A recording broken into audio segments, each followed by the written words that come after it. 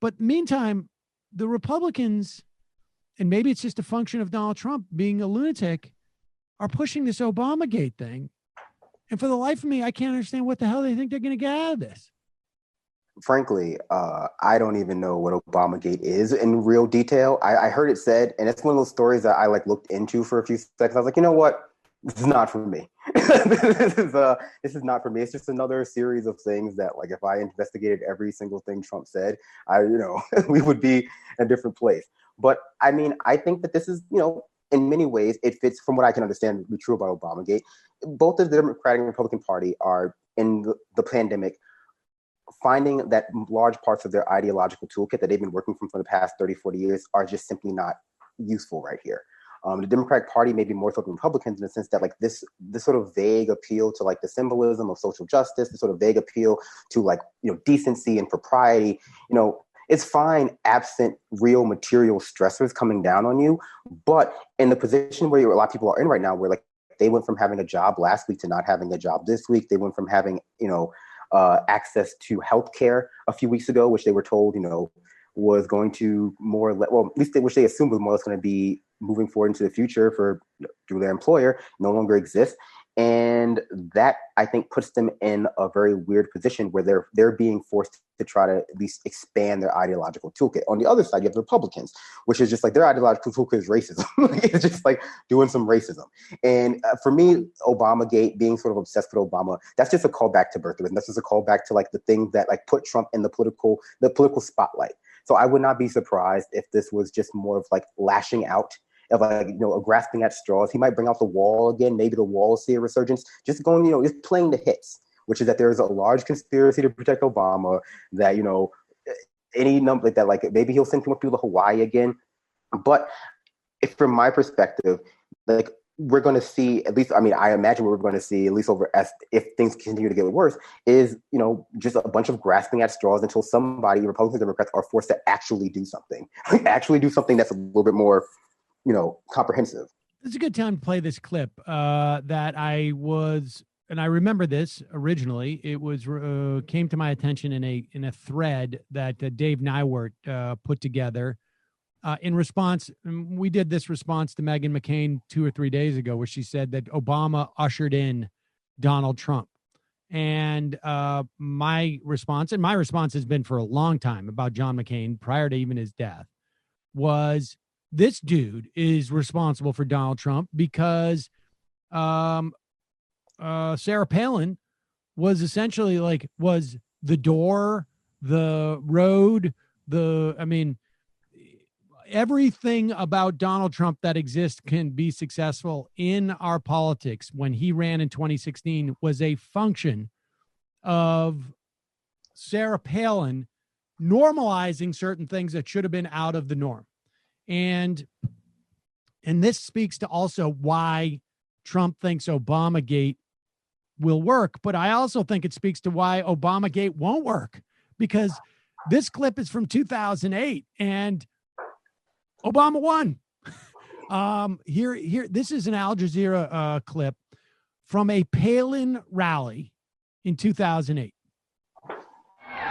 A small town in the swing state of Ohio is where Sarah Palin addresses some of her core supporters. This area is mostly white and working class. And here's what some have to say about presidential candidate Barack Obama. I'm afraid if he wins, the black will take over. It's not a Christian. This is a Christian nation. What is our country going to end up like? When you've got a Negro running for president, you need a first stringer. He's definitely a second stringer. He seems like a sheep or a wolf in sheep's clothing, to be honest with you. And I believe Palin, she's filled with the Holy Spirit, and I believe she's going to bring honesty and integrity to the White House. He's related to a known terrorist, for one. He is friends with a terrorist of this country. He must support terrorists. If it walks like a duck and quacks like a duck, it must be a duck. And that, to me, is Obama. Just the whole the Muslim thing and everything. I mean, everybody's still a lot of people have forgotten about 9/11, but I don't know. It's just kind of a little unnerving. Obama and his wife, I'm concerned that they could be anti-white, that he might hide that. I don't like the fact that he thinks us white people are trash, because we're not. There you have it. I think, look, you can go to any rally and find, some marginal people, but I've been to rallies like this. I went to a couple of Glenn Beck's down on the mall, and not hard to find these people. I know. Go ahead. No, I agree. I mean, I think Obama conspiracy theories form the crux of a lot of Republican Party, either both fringe movements like the Tea Party, that was in many ways like they really adopted a lot of Obama conspiracy theories, and just like they eventually got folded into the party. Think about Obamagate. From what I recall, it was like a series of unspecified accusations and conspiracy theories. It's just one large bucket, which Trump had done before, hoping that, it just resonates with some people, right? So that you might, he had my wires tapped, or he's anti-white. Just like grasping at straws, I think. But I mean, how, like, we're in now May, we're almost into the general election, right? For all intents and purposes. Why are they starting to unroll this whole thing now? Like, this is January of this year strategy. Like, they're talking to a subset of the people that they need in the general election. And these are the people who they're talking to, the people who would allow him to shoot somebody on Fifth Avenue. And it just seems bizarre to me. In fact, Bill Barr came out the other day and said, we will not be bringing charges based upon what we know, because they got this whole Durham investigation about investigating the investigators coming out. We're not going to bring charges against Joe Biden and Barack Obama, regardless of what they did. So he's setting it up like they did bad things, but he also, but we're not going to charge them because he knows that they don't have anything to charge him with. But Lindsey Graham is squawking that he's going to try and bring these people in to testify. He obviously needs that in South Carolina. I understand that, why Lindsey Graham is doing it. But Donald Trump's going to need a little more than South Carolina to win.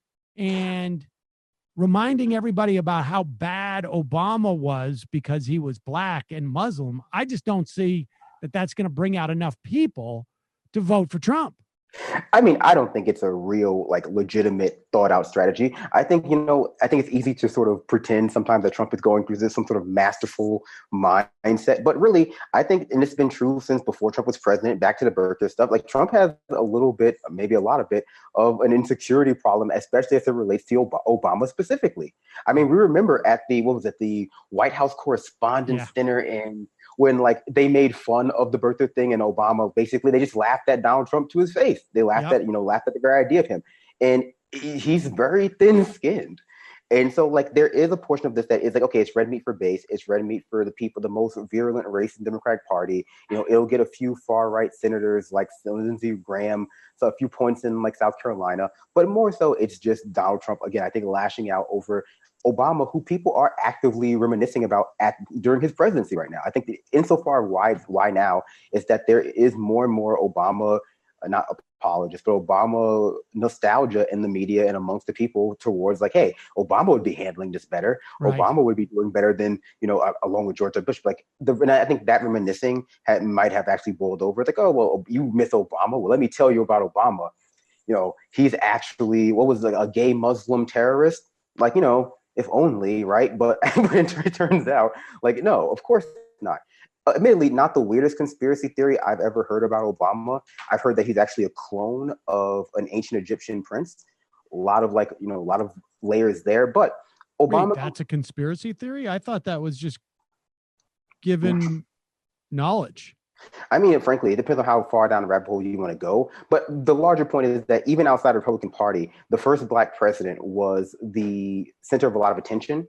How the fact that he won, the fact that he governed so long and was generally so applauded, has animated a lot of conspiracy theories about him in just various reactionary parts of the America, just because of how not supposed to happen.